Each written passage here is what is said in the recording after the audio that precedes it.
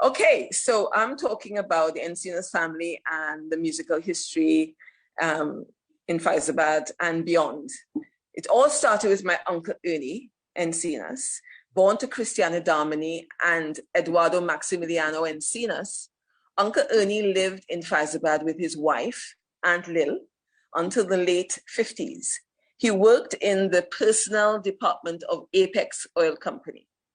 During the evenings, he played piano for silent films at Fyzabad's Empire Cinema, which is now a church.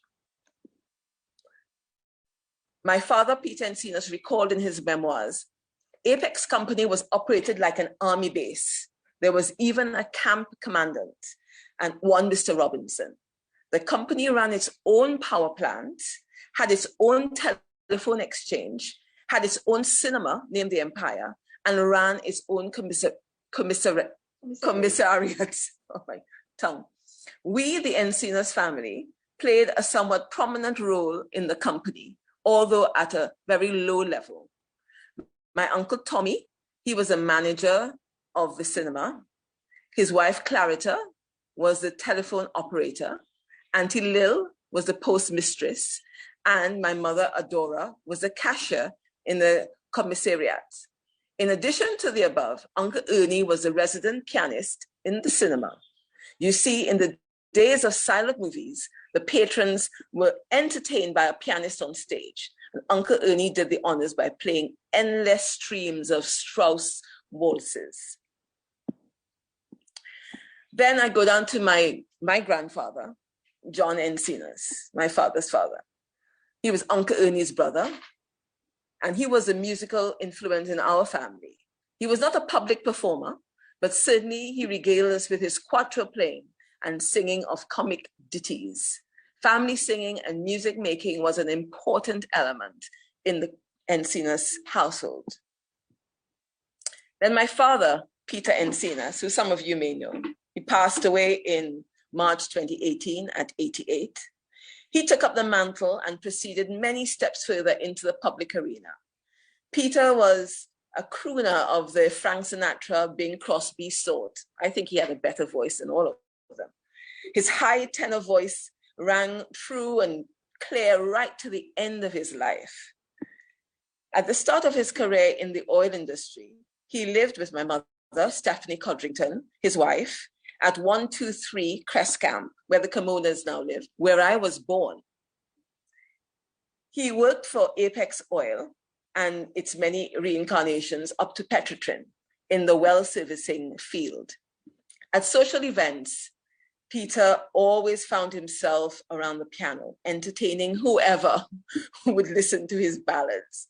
He performed in musicals put on by the staff, and he went on to join the St. Patrick Male Voice Choir, led by Victor Frost.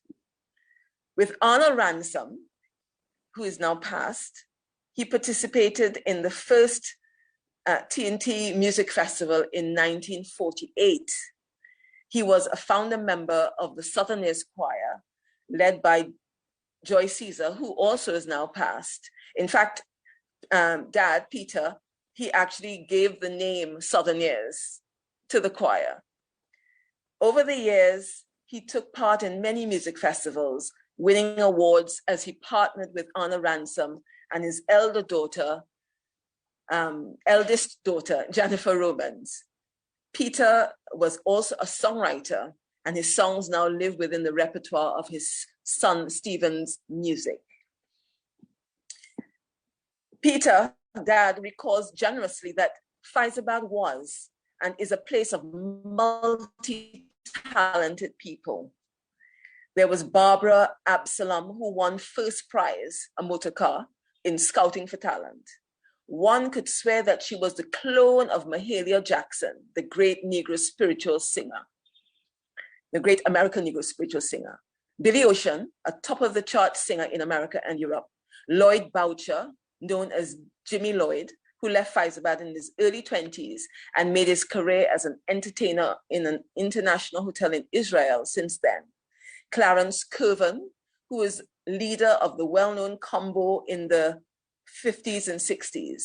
Albert Bush, a top innovative musician, And of course, Arnold Ransom, a top baritone bass singer who, although now passed in his 90s, still starred in musical festivals and many other music and entertainment genre right almost to the end of his life.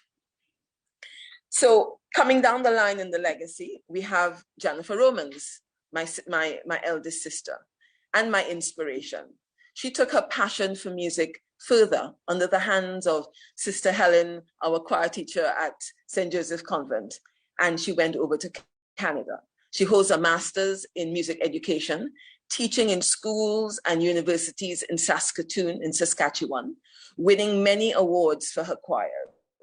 Jennifer is a sought-after musical director and conducts annually for musicals in the city of Saskatoon. On her visits home to Fyzabad, pre-COVID, she volunteered at local primary schools, Forest Reserve, teaching singing. Then I go to my big brother, Stephen.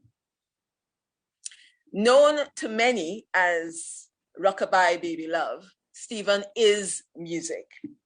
My first memories of his music making were his emulations of Jimi Hendrix and Led Zeppelin, whose music he blasted in the home at 6 a.m., waking us up for school. He learned quadrichords at the feet of our grandfather. Then he learned guitar, then piano, and now he's added bass and drums to his playing ability. And I should say, most recently, saxophone. Somebody gave him a saxophone, and that's all that you hear in the house at the moment. His poor wife. In his teenage years, he led a band called the Little Rockers. During his sixth form years at Irie High School, he led a choir. In 1979, he wrote and recorded Disco Illusion and Lipso Illusion on the Calendar label. 30 years later, Canadian record label Invisible City found a box in a warehouse in Trinidad, and since then has repressed it a number of times. Disco Illusion has now been played in clubs and on radio all over Europe, USA, and Canada to rave reviews. Stephen has been locked away in his Port of Spain studio for the past, well, it's now 5 years because I wrote this in 2019, creating some amazing music, which he promises this year the world will hear. He also pays tribute to our father in his repertoire by performing songs written by Peter Encinas, Born on Christmas Day, Blue Mood, and TikTok. And here is a review on Stephen's Disco Illusion, which I know you're going to hear in a minute after this presentation. In residentadvisor.net, it says, in the space of a week this month, I interviewed Giles Peterson and Joey Negro. I have to stop. Those guys are big guys in music promoters in Europe and the UK. So this comment is quite large. Both times, Stephen Encinas' Disco Illusion came up. Both times it was agreed that the record is absolutely amazing, that grizzled disco nerds such as Peterson and Negro are stamping their approval on it probably tells you all you need to know. But stopping there would be a shame. Disco Illusion has a remarkable story behind it. The single was recorded in 1979 in Trinidad and Tobago by a group of local musicians and released on the obscure Calendar label. It was a rare blend of R&B vocals and weighty West Indian bass backed with cosmic instrumental vamp that lifts the track into the stratosphere midway through. There was only one problem. The record failed to get distribution, so no one ever heard it. Until last year, that is. Again, going back 2 years before last year. That is when someone found a box full of copies in a Trinidadian warehouse. The folks at Invisible City Editions then reissued the record, and here we are today. The B-side, Lipso Illusion, is equally impressive, combining synthesizer warbles, incessant beats, and face-melting steel pan solo. you would have thought a record of this quality would have surfaced earlier, considering the sheer number of DJs actively digging for this kind of stuff. But the story seems to add up. Disco Illusion was the only record Stephen Encinas ever made, bar a vocal appearance on Michael Boothman's equally brilliant version of What You Won't Do for Love. This was a lot. That's indeed regrettable, as it is one of the very best reissues in recent years. So, Stephen, we await your music. Marceline Encinas, my youngest sister, has also contributed to the fabric of music in Fyzabad, being part of her church choir led by Curtis McIntyre. Marceline, together with my mother, Stephanie, and my eldest brother, Christopher Max, form the audience for the family's music exploits, for who are performers without an audience to appreciate the arts. I have to say, though, that Mom, Stephanie, and Max both have beautiful voices, but they prefer to stay behind the scene. And then my other brother in New York, Richard, he also got the music from Dad, worked at Sony Music with artists such as Beyonce, and is now a major promoter for live music club events in New York. And I will talk finally about me and my music legacy coming from this great family. It started with family trips to the beach, singing musicals in the car. We knew all the movie songs. Or it may have been at Fyzabad Intermediate, which is now Fyzabad Anglican, when I was immersed in dance. It might have been participating in Best Village at the community center. It definitely was singing in St. Joseph Convent Choir and dancing with Eric Butler's contemporary dance company. There were so many avenues for music making and performing arts in my life that I have to give my parents thanks for the wide exposure and freedom they allowed.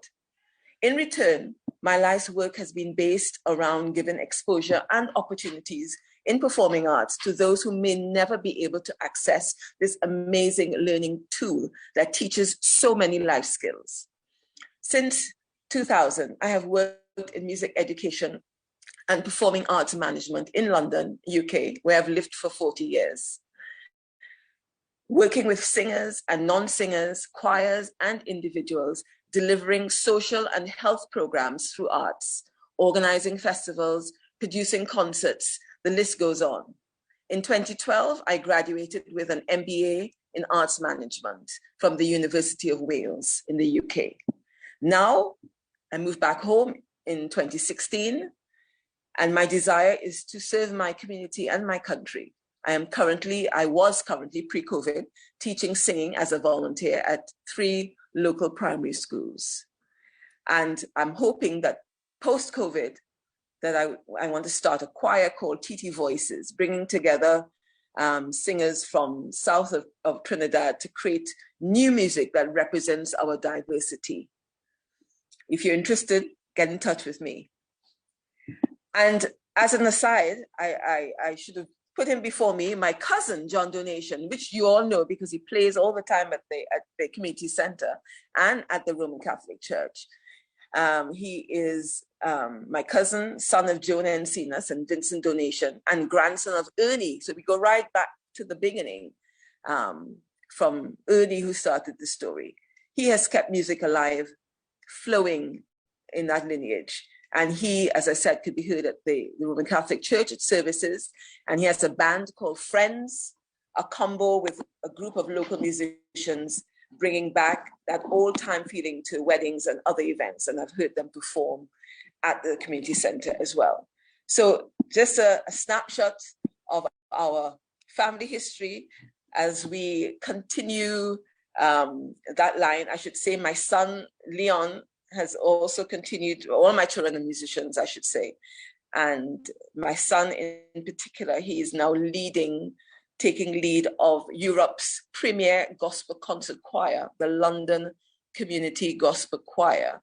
So the line continues, and the grandchildren are all showing The grandchildren are all showing signs of taking up that baton. So thank you very much for having me. Thank you, Narissa, for allowing me to let people know what our family has done and continues to do. Thank you all for listening. Thank you so much, Andrea. Thank you so much. Wonderful, wonderful presentation. And folks, from Fyzabad, the Encinas family, we heard from Uncle Ernie. Now, when I heard this piece and I heard about the piano in the cinema, I said, wow, that's some history there. That's some history there. Thank you so much, Andrea, for taking your time this evening to present your family's history to us. And we are so grateful. Folks, it's the double Chaconia segment. Do you see how easily Andrea spoke about her family? Well, I am sure you can do the same.